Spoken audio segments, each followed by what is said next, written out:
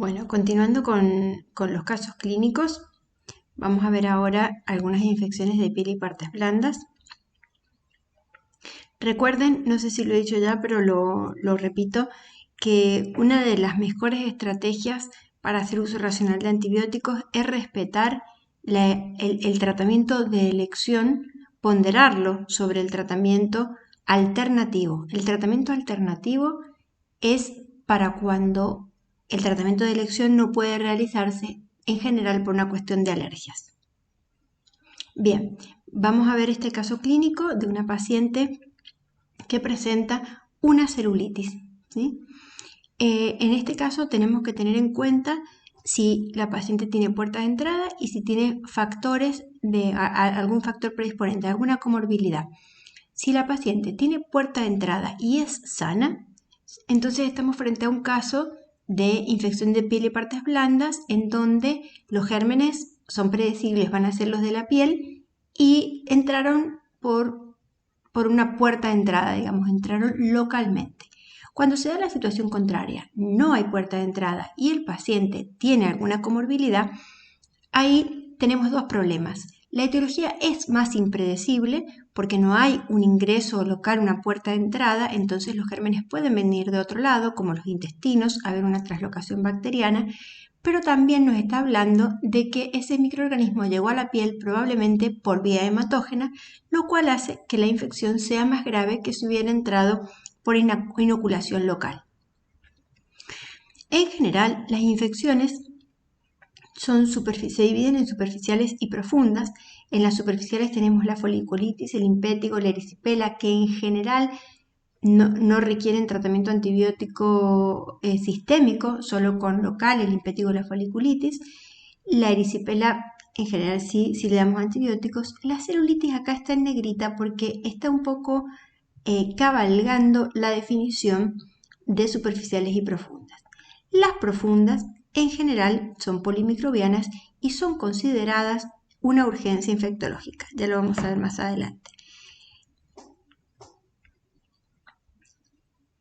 La presencia de colección nos habla de que el microorganismo es un Staphylococcus aureus. Siempre que se pueda, en estos casos, hay que tomar muestras. Siempre que se pueda es cuando hay colección. Si no, es muy difícil tomar muestras. En los pacientes graves tomamos hemocultivos, pero podemos llegar a quedarnos sin la confirmación etiológica en estos casos. Las infecciones entonces superficiales, ya las describimos recientemente, no suelen tener síntomas de infección sistémica y la celulitis es una infección, si bien superficial, que sí suele tener fiebre y síntomas de sepsis.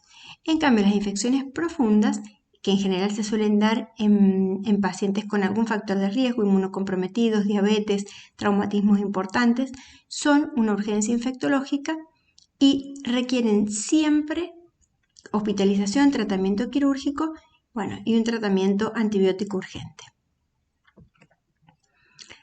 Las infecciones superficiales, los microorganismos son Staphylococcus aureus, Streptococcus. En la foliculitis suele predominar el estafilococo, el tratamiento puede ser cefalexina, en la erisipela suele predominar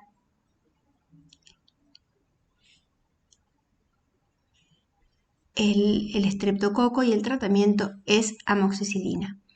Aquí en la celulitis, ¿sí? el germen predominante, o sea, es estafilococo, pero también puede ser el estreptococo. Y por el tema de la aparición de aureus meticilino resistente en la comunidad donde los beta-lactámicos no actúan, es que se cambió el tratamiento antimicrobiano empírico por antibióticos como macrólidos, clindamicina, cotrimoxazol y tetraciclinas. En general,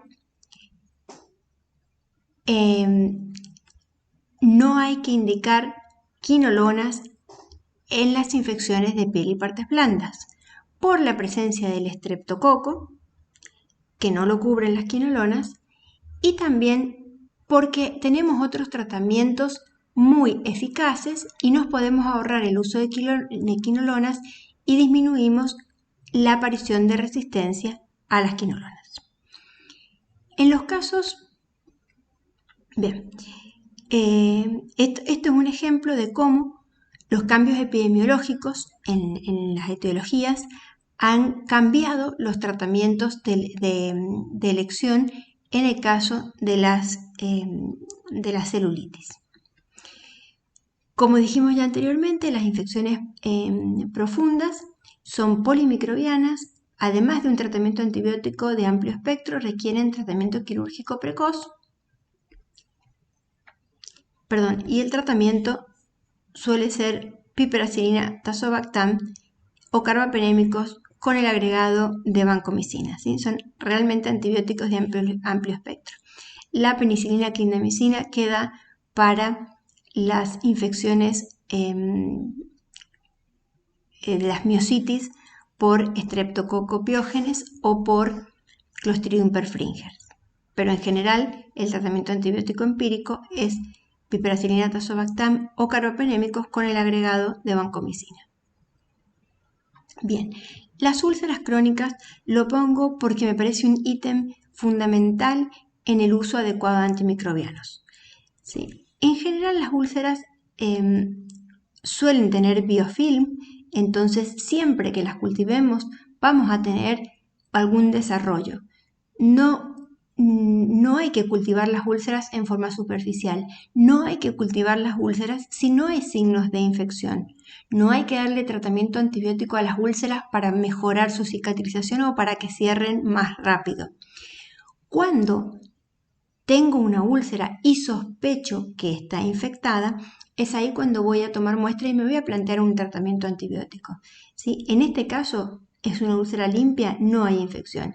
En este caso, podría haber una infección, suelen haber colecciones en las partes profundas, puede haber un aumento de la secreción, mal olor, signos secundarios de infección, y uno lo que tiene que hacer es tomar una muestra de tejido, una muestra profunda, para analizar si va a ser un tratamiento antibiótico o no. Y en este caso, la úlcera actuó como puerta de entrada y produjo una celulitis, ¿sí? En este caso sí tengo que hacer un tratamiento del proceso infeccioso. Pero en general, las úlceras, si no tienen signos de infección, no hay que cultivarlas. Cuando sospecho una infección, los cultivos son profundos. Y solamente voy a tratar cuando haya evidentes signos de infección en una úlcera. Bien, vamos a las infecciones del sistema nervioso central. Tenemos un paciente en donde sospechamos una meningitis bacteriana y decidimos hacer una punción lumbar, que el resultado nos arroja alteraciones físico-químicas de infección bacteriana y una tinción de Gram donde se observan cocos Gram positivos. Le tomamos hemocultivos al paciente y obtenemos desarrollo a las 72 horas de ese líquido donde se observaba cocos Gram positivos de un Streptococcus pneumoniae sensible a penicilina. La meningitis bacteriana es una urgencia infectológica y la etiología la deducimos por la edad. Neumococo y meningococo y Haemophilus influenza son más frecuentes en los niños. Haemophilus influenza, debido a la vacunación, ha caído mucho su frecuencia. Luego en los ancianos tenemos la presencia de Listeria monocitógenes y en los neonatos, por la adquisición en el canal del parto, de Streptococcus agalactiae. Los tratamientos antibióticos tienen que ser bactericidas, tienen que alcanzar buenos niveles en líquido cefalorraquídeo, siempre son por vía endovenosa y en dosis altas para intentar alcanzar buenos niveles en el líquido cefalorraquídeo. Es una infección grave por la alta mortalidad que tiene y por las secuelas que puede dejar. Entonces el tratamiento, por eso es una urgencia infectológica. Cuanto antes demos tratamiento antibiótico, más rápido, mejor se recupera el paciente. ¿Y cuál es el esquema empírico inicial? Ceftriaxona, 2 gramos cada 12 horas, es una dosis doble o cuádruple de la que habitualmente usamos, con el agregado de vancomicina, que en Argentina en general no se realiza porque tenemos una alta sensibilidad a la ceftriaxona. Y previo al inicio de estos antibióticos se administra una dosis de dexametasona para disminuir la reacción inmunológica o inflamatoria del huésped frente a la lisis de los microorganismos y así evitar la hipertensión endocraniana. En los casos en donde sospechamos que Listeria monocytogenes puede ser un agente causal, agregamos ampicilina a la ceftriaxona.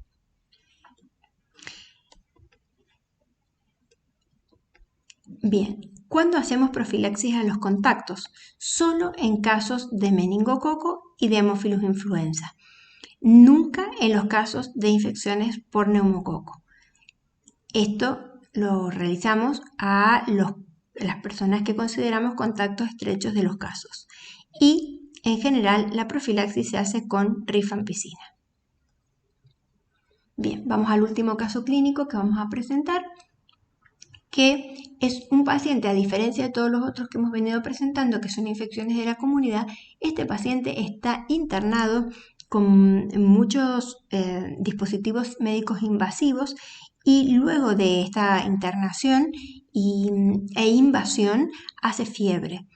Y nos tenemos que preguntar qué foco tiene, por un lado, y cómo lo vamos a enfrentar, que es muy diferente al resto de los casos que hemos venido analizando. Bien, este paciente sospechamos que tiene una neumonía asociada a ventilación mecánica y el esquema antibiótico empírico que le vamos a dar para lograr una cobertura efectiva tiene que tener en cuenta la epidemiología y los patrones de resistencia de la unidad.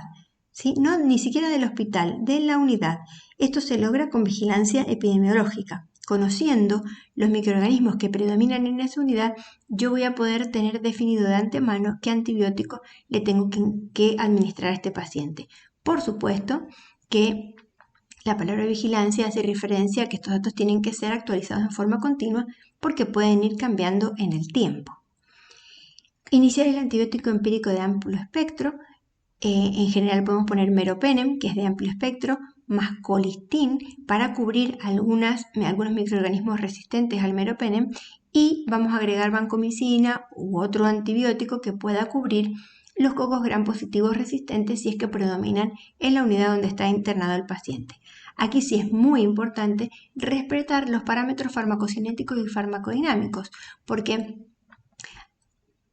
al contrario de todos los pacientes que venían con alguna infección de su casa, este paciente ya tiene causas previas como un trauma encefalocraneano grave, estar con ventilación mecánica, estar con hipotensión arterial, factores, digamos, de gravedad que hacen alterar la dinámica de los antibióticos y hacen fundamental ante la gravedad del caso, que los antibióticos sean lo más efectivos posibles. Entonces acá sí que se hace muy importante respetar los parámetros PKPD. Bien, por último vamos a revisar un checklist, o sea, un repaso de cada paso que uno hace para dar un tratamiento antibiótico. Antes de iniciar un tratamiento antibiótico, ¿existe evidencia o alta sospecha de infección? Sí, entonces hacemos lo siguiente, no indicar antibiótico. Si hay alta sospecha, el paciente está grave, tiene sepsis, shock séptico, fallo de órgano, no hay que evaluar la necesidad de tratamiento empírico entonces. Pero en cambio, si algo de esto está presente, el antibiótico tiene que ser iniciado en menos de una hora. Si entonces tengo que iniciar rápidamente el antibiótico, voy a consultar la guía de antibióticos del hospital y seleccionar el tratamiento adecuado según el foco de infección, la adquisición ya sea comunitaria, de algún centro de salud, los factores de riesgo que tenga para resistencia antibiótica este paciente, como por ejemplo haber tomado antibióticos previos, si hay alergias, comorbilidades o interacciones medicamentosas. Siguiente pregunta, ¿se tomó cultivo indispensable en etiologías no predecibles? Si no se tomó, tomarlos. Y si lo tomaron, asegurar que las muestras sean las correctas y que lleguen al laboratorio en tiempo y forma. ¿El antibiótico prescripto requiere dosis de carga? No, bueno, hacer la dosis estándar, sí. Hacer la dosis de carga independientemente de la función renal del paciente. ¿Se registró la indicación y la duración prevista en la historia clínica? Hay que registrarla ya que esto evita la prolongación innecesaria de los tratamientos antibióticos. Después de las 48 a 72 horas, cuando he iniciado un tratamiento empírico, reevalúo al paciente con la evolución clínica, la respuesta al tratamiento antibiótico iniciado y los cultivos. ¿Se puede suspender el antibiótico? Sí, porque por ejemplo hay otra causa, no era infeccioso, suspenda entonces. Y si no, bueno, continúe. ¿Se puede ajustar el antibiótico a los resultados bacteriológicos? Sí, ajuste al menor espectro posible.